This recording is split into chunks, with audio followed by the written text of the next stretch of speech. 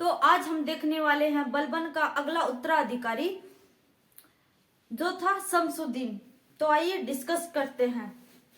शमसुद्दीन क्यूमर्स 1287 से लेकर 1290 ईस्वी। तो 1287 में है वो बलबन की मृत्यु हो जाती है 80 वर्ष की अवस्था में। तो उसका जो अगला उत्तराधिकारी बनता है वो है शमसुद्दीन क्यूमर्स। तो अब देखो, बलबन की मृत्यु के बाद उसका पुत्र केकुबाद था जो कि उसका उत्तराधिकारी बना। तो भाई बलबन की मृत्यु हो गई तो उसका उत्तराधिकारी था, उसका बेटा था केकुबाद। ठीक है, बट क्या हुआ कि ये लकवा था तो इसके लकवे के कारण मृत्यु हो गई, किंतु लकवे के कारण उसकी शीघ्र ही मृत्यु हो गई। किसकी? केकुबाद की। तो बलबन का जो पुत्र था केकुबाद, उसकी है वो लकवे के कारण मृत्यु हो जाती है। फिर केकुबाद का पुत्र है शमसुद्दीन क्यूमर्स। अतः अब केकुबाद के बाद उसका पुत्र शमसुद्दीन क्यूमर्स दिल्ली सल्तनत का अगला सुल्तान बना। तो भाई जय सी बात है, क्योंकि ये इसने शासन वगैरह कुछ नहीं किया।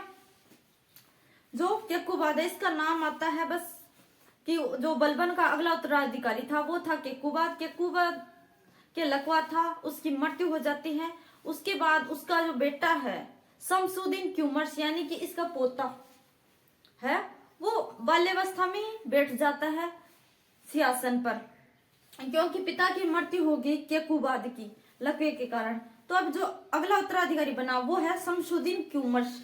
ये दिल्ली सल्तनत का जो गुलाम वंश है हमारा उसका अंतिम शासक है। तो अब देखो, अतः शमसुद्दीन क्यूमर्स दिल्ली सल्तनत का अगला सुल्तान बना। किसका बेटा? ये केकुबाद का, क्योंकि केकुबाद की मृत्यु हो गई, ये बाल्यावस्था में सुल्तान बनता है। शमसुद्दीन क्यूमर्स भारत में गुलाम वंश का अंतिम शासक था जो कि बालक था। तो ये गुलाम वंश का अंतिम शासक है हमारा शमसुद्दीन क्यूमर्स जो कि बालक था। अब आता है कहानी में एक नया मोड़, और यहाँ पर किरदार के रूप में आ रहे हैं जलालुद्दीन खिलजी, जिसका नाम आपने सुना होगा इतिहास में। तो ये है वो शमसुद्दीन क्यूमर्स की है वो दोनों आंखें फोड़कर है वो इसको मौत के घाट उतार देते हैं, और खुद है वो जलालुद्दीन खिलजी है वो खिलजी वंश की स्थापना करते हैं। तो अब देखो, अतः इस स्थिति का लाभ उठाकर, क्योंकि ये बालक था, ओबियसली इतना मैच्योर नहीं था और शासन व्यवस्था को संभाल नहीं सकता था, तो इसका लाभ उठाया किसी तीसरे ने। तो क्यूमर्स की दोनों आंखें फोड़कर है वो दिल्ली सल्तनत का शासक बनता है। तो इसने है वो जलालुद्दीन खिलजी ने यहाँ पर शमसुद्दीन क्यूमर्स यानी कि गुलाम वंश का जो अंतिम राजा है इसकी हत्या करके ये खुद दिल्ली सल्तनत का राजा बनता है। अब देखो, इसके साथ ही 1290 ईस्वी में दिल्ली सल्तनत में एक नए वंश यानी कि खिलजी वंश की स्थापना हो गई। तो 1290 ईस्वी में जलालुद्दीन खिलजी ने खिलजी वंश की स्थापना कर दी।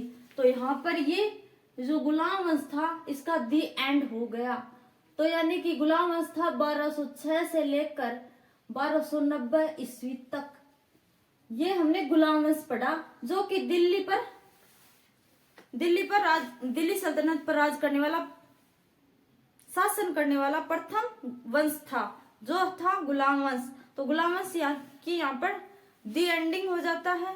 अब आएंगे खिलजी, जिसमें देखेंगे हम जलालुद्दीन खिलजी कौन है, खिलजी कौन थे आखिर, अलाउद्दीन खिलजी, उसके बाद 2-3 और शासक आएंगे। तो जो दूसरा वंश पढ़ेंगे वो पढ़ेंगे हम खिलजी वंश। तो मिलते हैं नेक्स्ट वीडियो में।